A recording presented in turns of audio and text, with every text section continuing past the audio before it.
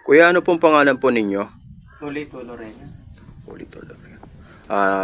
Ilang taon na po kayo bilang isang magsasaka? Sakto na po ako nung magbata-bata ako. Magsasaka. Ilang taon na po kayo? 57. 57. Ah, ano po ba ang pagkakaintindi nyo sa Apo Biofertilizer? Isa po siyang organic lamang, hindi siya yung may mga halong synthetic na mga pataba o kaya ginagamit ng pesticide. First time nyo po bang makagamit nito? Sa inyo pong obserbasyon, ano pong epekto ang dulot ng pag-a-apply ng Apo Biofertilizer sa inyong tanim na gulay? Sa katotohanan lang po, nung kami nagkukwentuhan itong parang si Junel, maski siya na obserbahan din niya na maganda, kaya nga pa tuwan-tuwa siya nung binigyan ko siya na, o kaya isinali ko siya na bigyan din ng ganun, pinabisita ko dun sa Kaiser. Hindi ko po masyadong natandaan yung pangalan.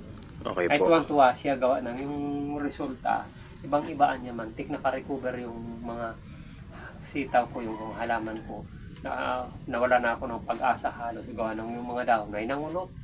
Nitong banda huli, biglang siyang lakihan at dun sa pataas, parang nagtatabaan yung mga sanga niya. Sa ano po yun? Sa pipino po? Sa sitaw, maski sa pipino, ganun din. Sa pipino. Sa dati, may payat na lugar, pagka ina-applyan ko nun, nagpumahabol siya, yung madilaw na dahon niya.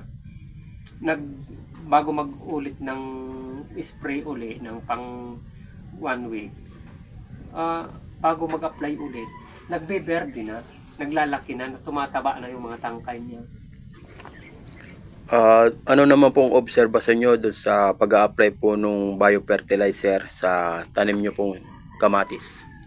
Ganun din. Parang kamatis na yun, nung unay ba, parang ang tawag dito, pinaupo ko siya sa ipot.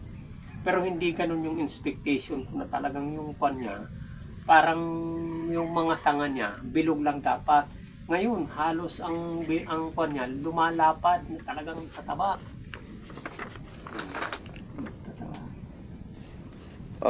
May tanong pa po ako. Anong hindi pa po kayo gumagamit ng Apo Biofertilizer sa tanim nyong gulay, ano po yung mga nangyayari sa inyong tanim? Sa bagay, hindi pa naman ako totally nakapaggamit niya ng tuloy-tuloy. Kaya yung mga produkto ko, hindi ko pa mabalansi kung gaano sila kadami. Kasi tinitingnan ko na lang yan kasi subaybay ko naman ang presyohan ng mga gulay, subaybay ko ng presyo. Ngayon, kung halimbawa, gamit ko ng tuloy-tuloy, maobserbahan ko siyang gawa na nakalista, nakarecord naman ang bawat pasok ng pera sa akin. Okay po. Nung hindi po kayo nag-a-apply nung biofertilizer ng Apo, nakapagtanim na po ba kayo ng pipino po? Nakapagtanim. Ano po ang epekto po nung wala pong apply na foliar? Nung wala pang apply na foliar, minsan mayroon siyang mga matataba at parang tuwid na mga bunga. Pero nung palibasang karamihan halos nagiging rigid at makilo-kilo. Okay po. Sige po, yun lamang po. Maraming salamat po.